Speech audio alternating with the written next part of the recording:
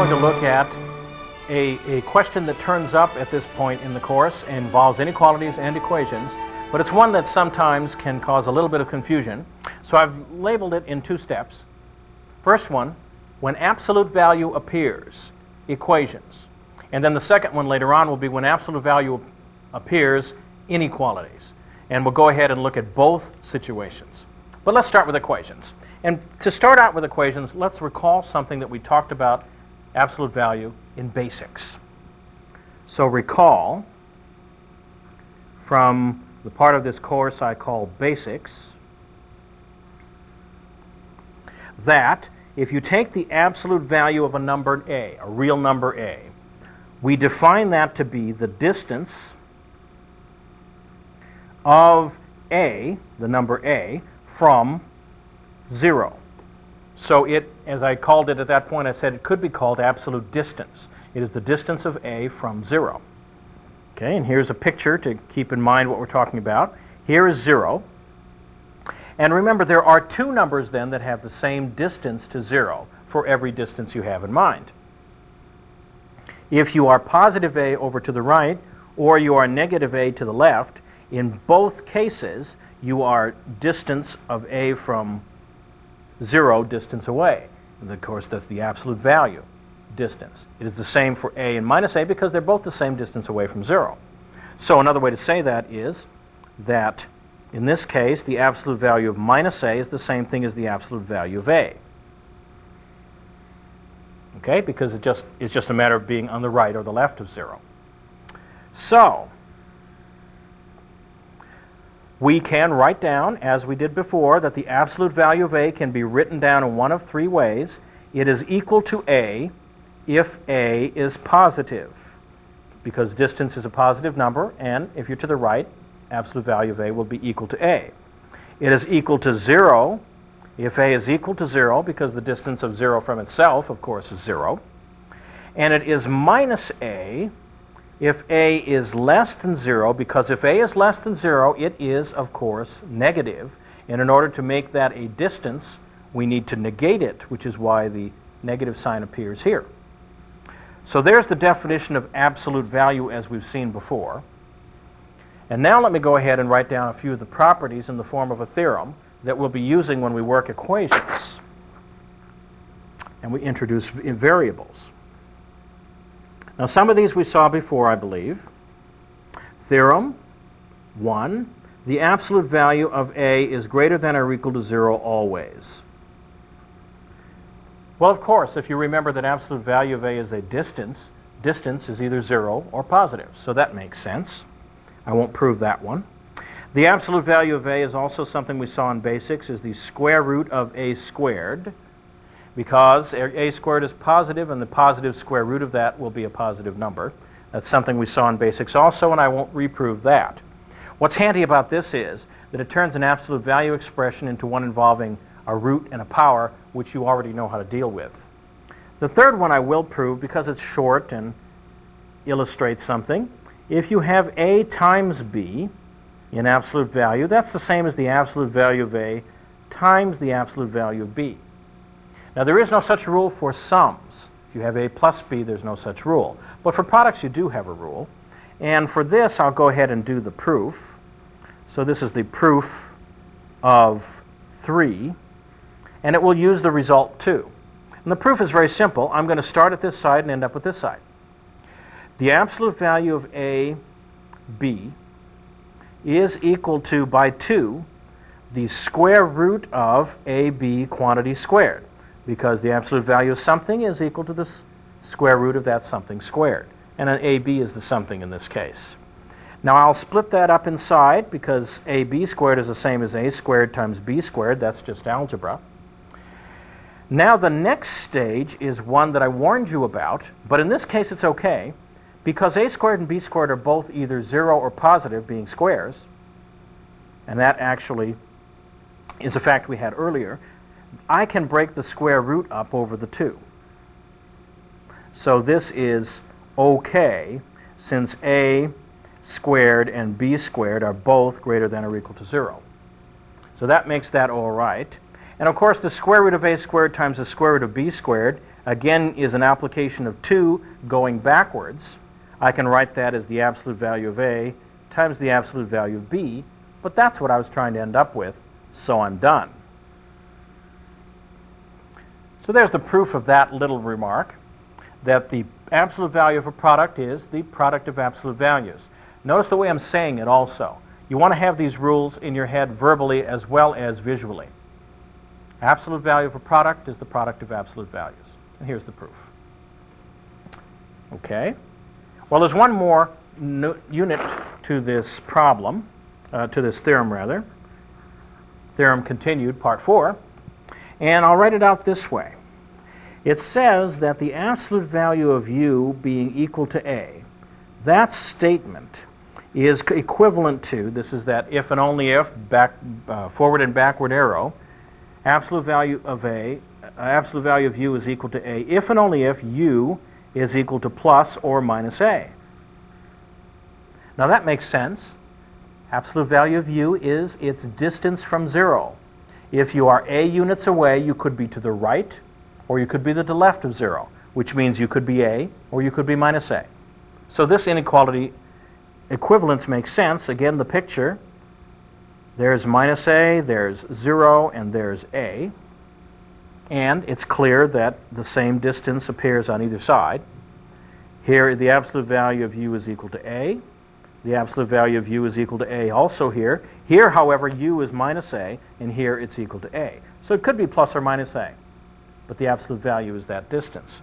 From this, you want to remember the basic idea: if you have the absolute value of box equal A, that is equivalent to box being equal to plus or minus A. This is the way we'll use this, because what will go in the box will not necessarily be a single letter, but it might be an expression. And that's where we're going to get to the point of solving these absolute value types of equations.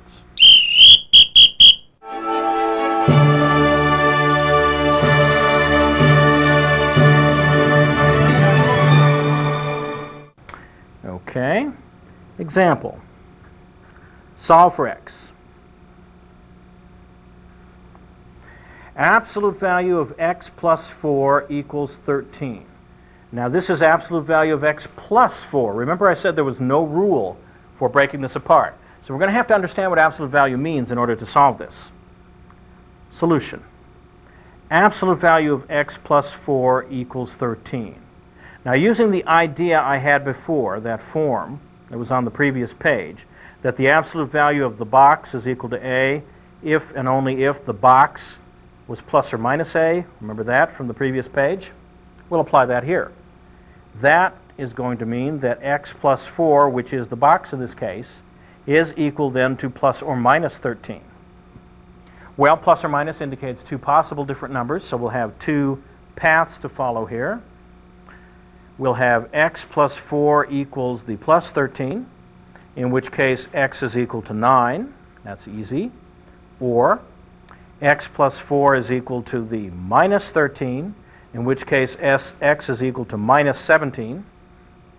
And now we have two numbers which solve the original inequality, and we are done.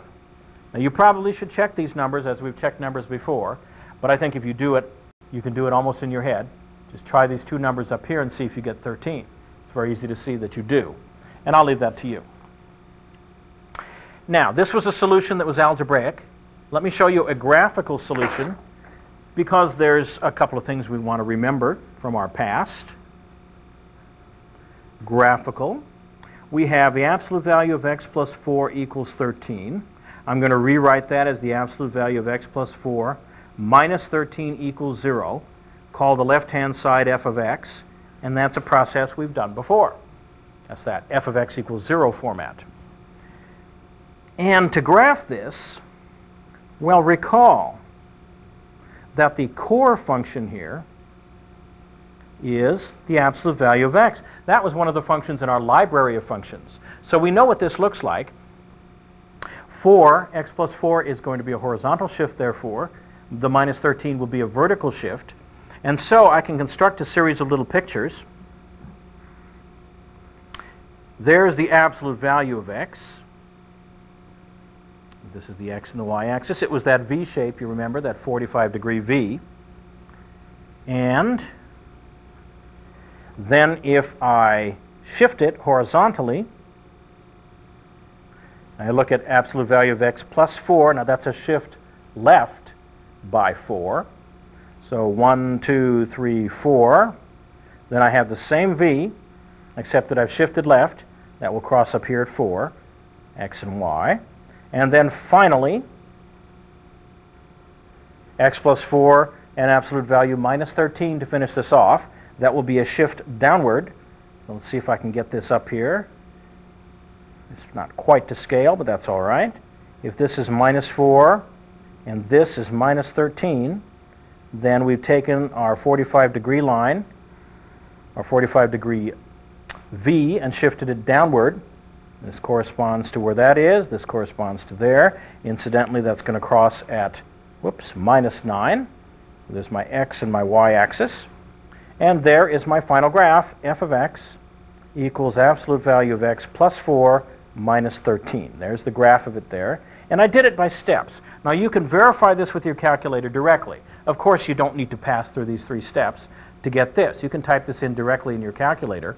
And you might remember that on the calculator, let me make the note that ABS of x plus 4 is probably how you'll have to write absolute value, because calculators don't have the correct absolute value symbol sometimes.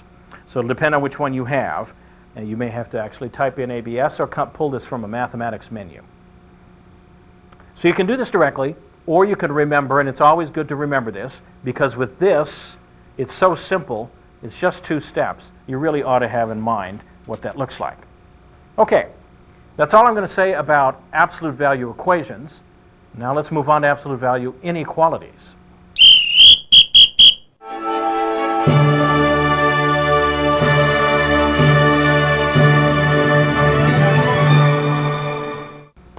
We've looked at when absolute value appears in equations.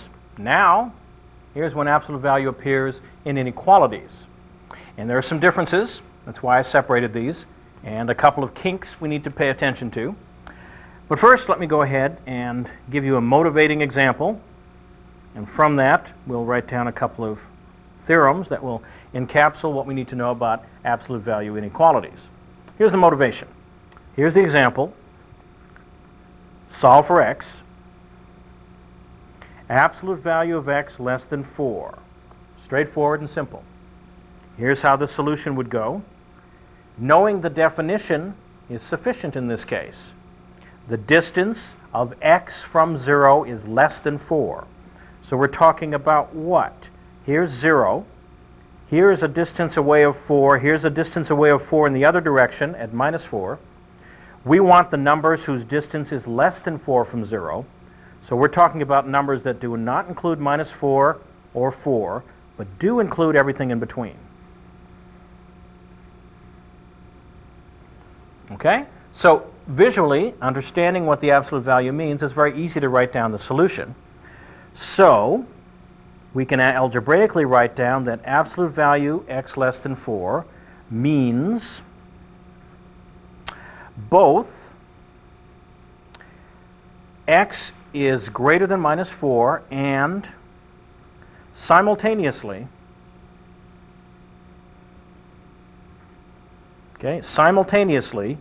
x is less than 4. So it's greater than minus 4 and at the same time x is less than 4. So we can put these together and write x, I should have written x first, x greater than minus 4 and less than 4. Or if you like it in interval form, x is in the interval from minus 4 to 4. Okay? Now solving that problem was not difficult. Let's now generalize what we've just found out about inequalities where we have an inequality of an absolute value less than a given number. We'll generalize that and put it into a theorem. And here's the theorem. Another mathematical fact. If a is a positive number, so a is greater than 0, then you can draw the following conclusions. And there'll be 2. I'm going to split them up. Let me do this first one. Absolute value of u less than a is equivalent to u being caught between minus a and a. U being greater than minus a and less than a. Now this is exactly what we saw in the previous example where a was 4. So this is the same thing. Here's the picture that goes with it. Here's 0. Here's minus a, and here's a. We do not include either of these two endpoints here, but we do include everything that occurs in between. And that says that minus a is less than u, and simultaneously u is less than a. Okay, that just repeats what I did on the previous page where a was 4. Now, the other part of this is, so this is and here, the same thing except we have less than or equal to. So you can probably anticipate me on this. Absolute value of u less than or equal to a ought to be equivalent to, and it is, u greater than or equal to minus a and less than or equal to a. In the picture, there's 0, there's minus a, there's a. Now we include those endpoints. We can be exactly that distance away if we like, plus everything in between. So here we have minus a less than or equal to u and u less than or equal to a. So I'm saying it several different ways, but I want you to be very clear on what the picture is here and what the idea is. So as long as you have less than or equal to, you can write this nice simultaneous inequality with 3 objects involved. But I'll show you that there is a problem with that if you're not careful and you're not thinking about what you're writing down.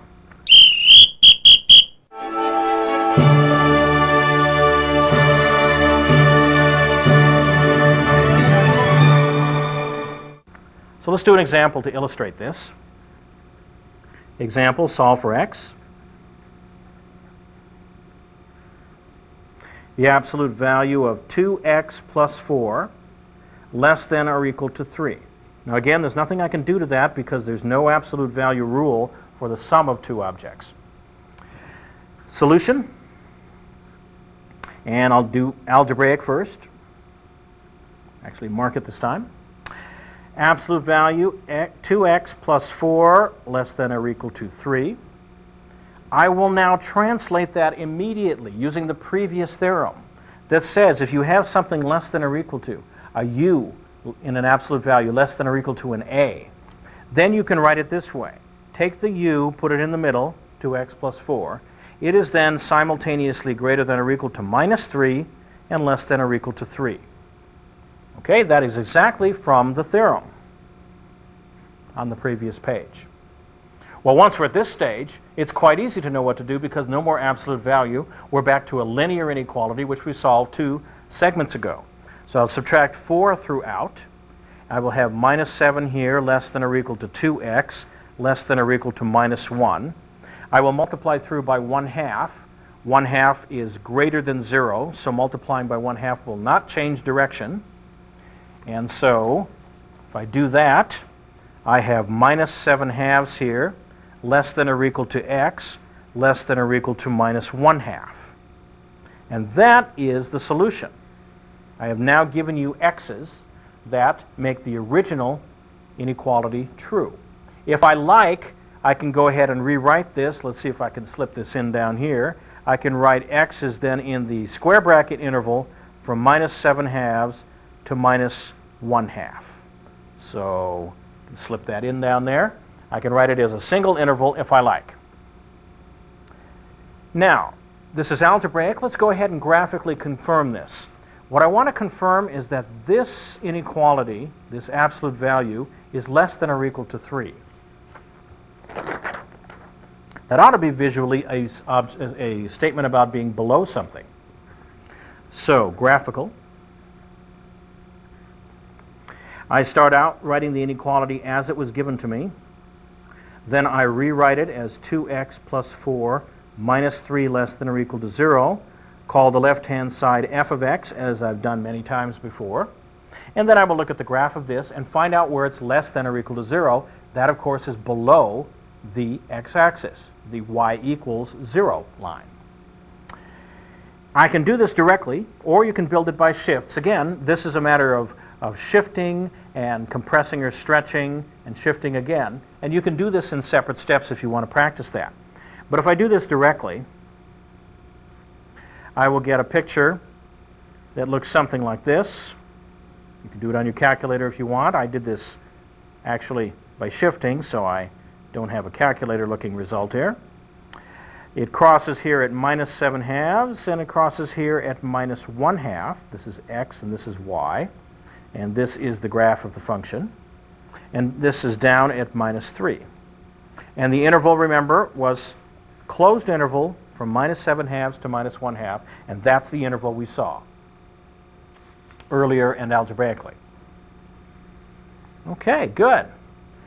Now everything we've just done, the theorem included, involved less than or equal to. You might suspect that there ought to be a theorem for greater than and greater than or equal to. And so there is. And just as I did before for the less than cases, I'll go ahead and give you an example to motivate what I'm going to do. Motivation, here's the example. Solve for x. And its absolute value of x greater than 3 this time.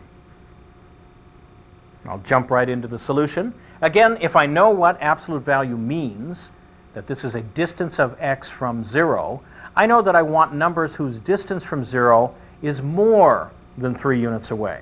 That's more than 3 units to the right or more than 3 units to the left. So what would I have pictorially? Drawing the picture again. Here's 0 as my center marker. Here's the distance away of 3 and the distance away of minus 3, also 3 away from 0. And I want to be larger than that distance away. So I do not want to include 3, but I want to go outward anywhere to the right, and I do not want to include minus 3 and go outward to the left, because numbers out here are greater than 3 distance away from 0, as are numbers out here. So that means we can write the absolute value of x greater than 3 means,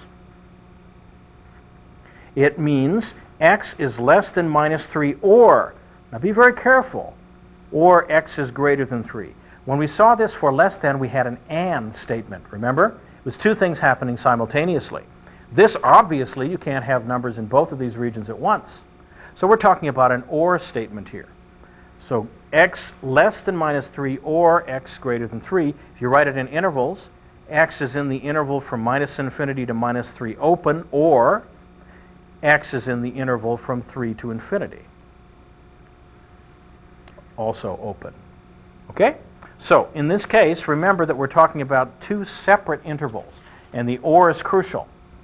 Now, I say that because there are people that try to collapse this into a single large inequality like the previous case. And it's attractive to do that. It would be nice to not have to repeat the x and just put these numbers on either end. Well, let me give you a warning to show just why that's nonsense in the case of a greater than. Warning. X less than minus 3 or, from the previous page, x greater than 3. That statement cannot be written compactly as 3 less than x less than minus 3. Now see, people would try and do this. X is less than minus 3, so that is the part that came over here, see? X is greater than 3, so that's the part that came over here. But think about it. Look at what you have here. You are describing here a set of numbers, x, which are simultaneously greater than 3 and less than minus 3. That's impossible. No such numbers. Okay? It doesn't make any sense. So although it's attractive to try and collapse the greater than cases, which have ors, into a single inequality, it is simply wrong because this is an and. See, an and and or are 2 entirely different logical operations. Okay, with that warning in mind, we can go ahead and write down the theorem that is analogous to the less than theorem. Theorem, if, again, a is a positive number, then I will write this in two parts again. If you have absolute value of u greater than a, that statement says you're talking about u's whose distance from the origin, 0, is greater than a units away. That ought to be equivalent to the two statements, u is less than minus a, or u is greater than a. Okay, and indeed it is, based on our pictures before. I'll show you a little schematic again.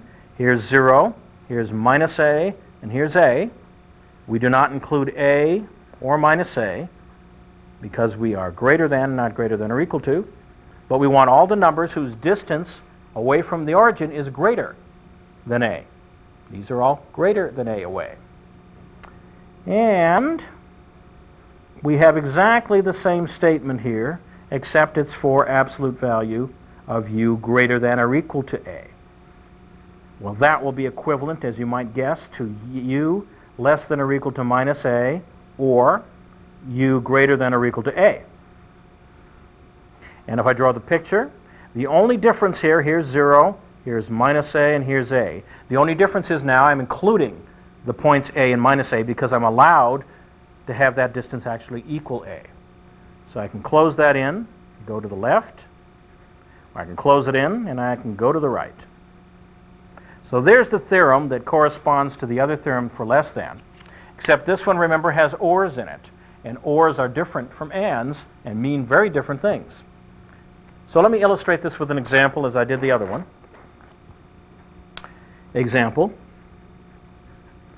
solve for x. And here we have absolute value of 2 minus 3x greater than 1. So this is a greater than case. I want all the numbers that make this expression 2 minus 3x in distance greater than 1 from the origin. Okay? The solution, and this is the algebraic solution, of course, is, I write this down, 2 minus 3x greater than 1, and then I use the theorem to say that I want this to be written in two parts. 2 minus 3x then is less than minus 1, or 2 minus 3x is greater than 1, because you want to be outside the distance 1 from the origin. Well, each of these is a linear inequality. We know how to solve these. We had a whole section on them. It's quite easy to do. Let's see how far we can get on this page before I have to move. I will subtract 2 from both sides here. So I'll have minus 3x less than minus 3. And I'll subtract 2 from both sides here. Minus 3x greater than a minus 1. And now I want to multiply by a minus 1/3, but that's less than 0. So I want to remember when I multiply by that number on both sides to change the direction of the inequality. So doing that, I'll get x here, direction changes, and I'll get 1 here. So I have x greater than 1, or, again, I'll get x here, direction changes, and on the right here I will get 1/3. So x is greater than 1 or less than 1/3. And if I want to write these out as intervals, you can go ahead and do that if you like. And you can also draw the picture. I'll sneak the picture in up here so I don't have to go to another page. I'm talking about, here's 1/3, and here's 1. I'm greater than each of them, so I don't want to include them. So I am greater, from the first one here, greater than 1. The second one here, or less than 1/3. So there is a graphical picture of the solution here. And that will end this section on inequalities involving absolute value. The next thing I will do is some more exercises, and then we will be finished with this unit.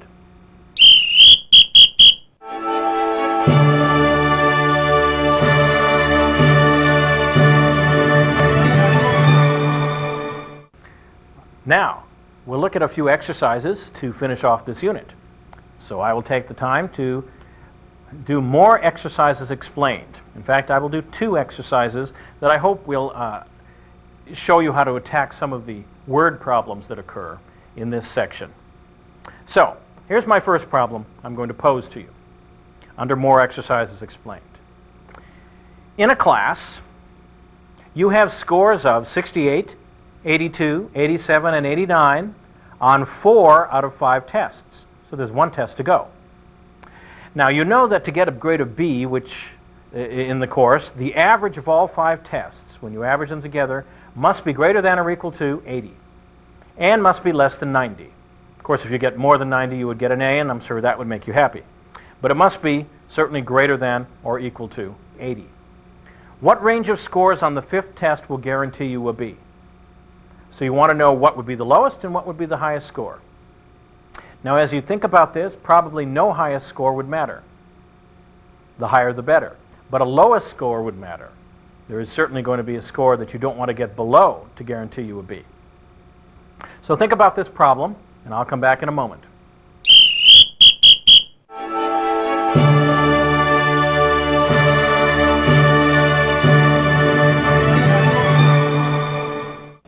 Now let's see what the lowest score is that you'd have to get to retain a B in this course.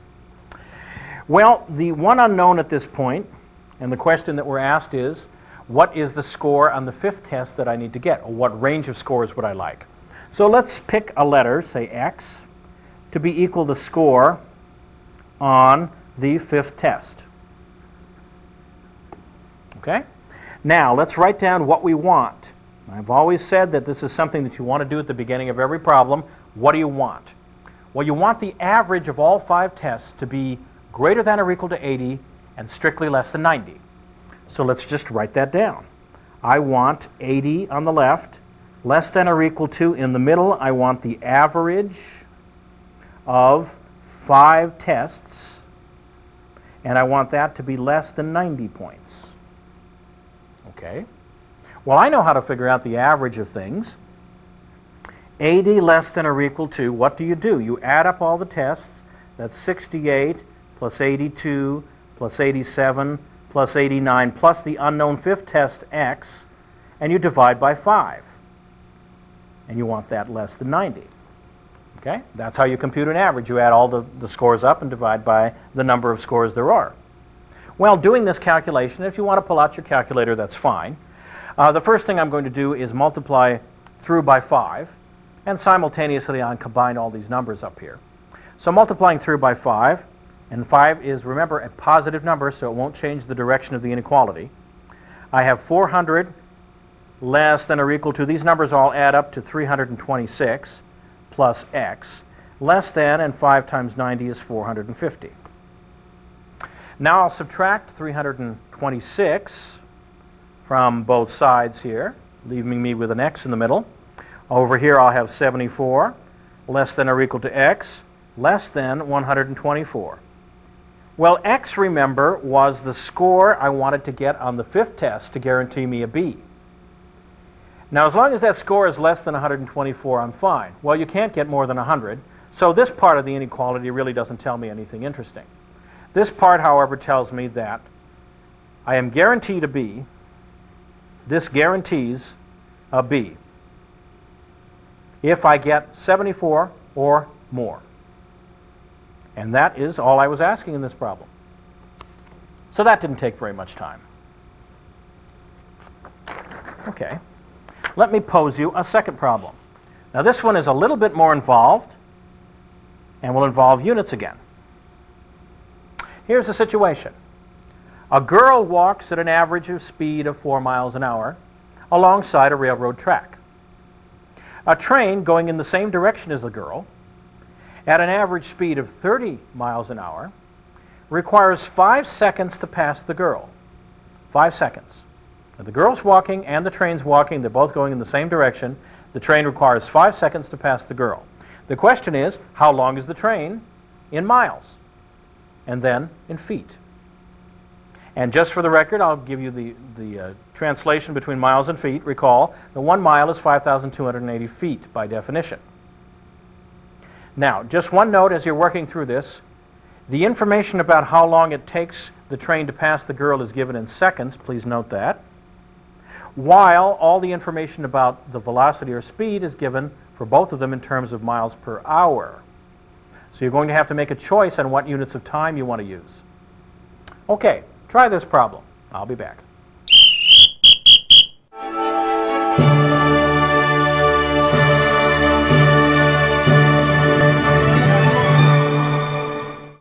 Let's see about this girl and this train. Now, I'm going to draw a sort of schematic diagram again, so it'll help me understand exactly what I need to do. So I have a train moving and I have a girl moving, and all of this is happening over time. So I'm going to imagine that I've got a long time line here, literally a line. This is time, moving from left to right. Okay? Now, at some point in this time, say here, I've got the train which is moving at 30 miles an hour. Train at 30 miles per hour. And it's going to end up passing the girl there. So let me indicate what I've got here. Bring this down a little further.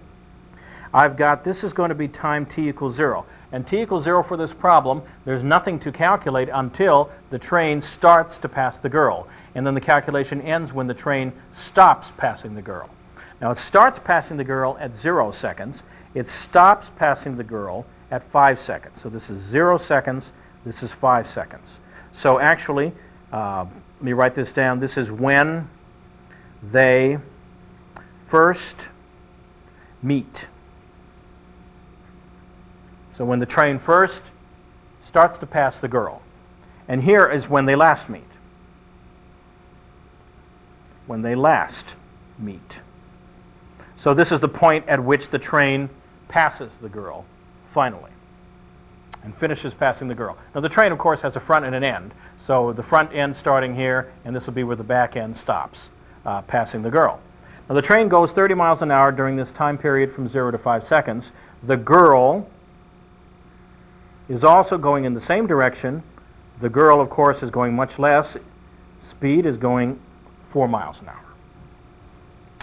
What I'm going to do here, now that I have this schematically set up for myself as time goes from left to right, you might even label this the t-axis if you wanted, I am now going to try and decide what sort of equation I can write down that would help me calculate what I'm interested in. What am I interested in? I'm interested in the length of the train. So here's what I'm going to do. I'm going to write a distance or length equation, a distance equation. Now I've done this in every problem that involved the real world since we started, and I still think this is an excellent idea. So here, distance or length. Here's what I want to do. I am looking for the length of the train. So this is what I want to find. Well, I can calculate it as follows. It is the distance the train has traveled in 5 seconds minus the distance the girl has walked in 5 seconds. So it is the distance traveled by the train in 5 seconds, that's a certain amount of distance, minus the distance walked by the girl in the same 5 seconds. Now let's think about this, see if this makes sense. Suppose the girl was not moving at all. So the girl was walking a distance of 0. Then if I covered this up for a distance of 0, the length of the train would be the distance the train travels in 5 seconds. Simple as that. However, the girl is moving in the direction of the train. So we need to subtract off however much distance the girl gets to walk in that period. Okay, well, how have we calculated distances in the past? Well, recall the famous S equals V times T equation. That is to say, distance is velocity, or speed for us, times the time. Also, we choose, I warned you that you needed to choose units for time. I am going to choose time t to be in hours. Rather than reducing everything to seconds, I'll reduce everything to hours. So what does that mean? The 5 seconds that figures in this problem, 5 seconds, is 5 seconds, and if I multiply by 1 hour over 60 minutes, 1 hour and 60 minutes are, of course, the same thing, so this is multiplying by the number 1. And then if I multiply by 1 minute, per 60 seconds. Again, that's 1, so I'm not changing anything. But notice that the hours will be left. The seconds will cancel with the seconds, the minutes with the minutes. So what is this? This is 50 over 60 times 60 hours. And if you run that through your calculator, or do it in your head, or by hand, it's 720th of an hour. So that is what 5 seconds is. Okay, that's 1/720th of an hour. Okay, well, with that, I can go ahead now and continue my solution. I needed the distance traveled by the train in 5 seconds, so the train distance, I'll do a little side calculation here with my S equals VT. That's the S equals V, the velocity. It's 30 miles per hour. The time is 1/720th of an hour. So I'm left with here 1 over 24 miles. Then the girl distance that the girl walks in that 5 seconds, is equal to 4 miles an hour times the same time, 1 over 720th of an hour, and that's 1 over 180th of a mile. Okay, so now I can put it all together. The length of the train, which is what I was interested in, is equal to, recall, the distance traveled by the train, which is 1/24th of a mile, minus the distance traveled by the girl, which is 1/180th of a mile. Now at this point, if you want, you can make the effort to simplify this by hand, using least common denominator and factoring 24 and 180, and getting a nice pretty fraction. If you do that, I'll tell you what the fraction is. It's 13 over 360 miles. But of course, usually, you're probably going to be more interested in a decimal answer, so you could enter this directly into your calculator. However, remember, now that I've done this, this is in miles, and I wanted my answer in feet. So I'm going to go ahead and take the work I've already done here and say that this then is equal to 13 over 360 miles times 5,280 feet per mile, per 1 mile. Okay? This is 1, because 5,280 feet and 1 mile are the same, so this is like multiplying by 1. But now the way I've got it set up, the miles will cancel, I'll be left with feet. And in fact, if I approximate this, I will end up with 190.66 feet. And that is the approximate length of the train, 190.66 feet, which is not all that long for a train, come to think of it. Okay, well, that's the last of the exercises that I'm going to do now, and this also is where Unit 3 finishes. So we've stopped talking about equations and inequalities, and we'll move on to Unit 4 next.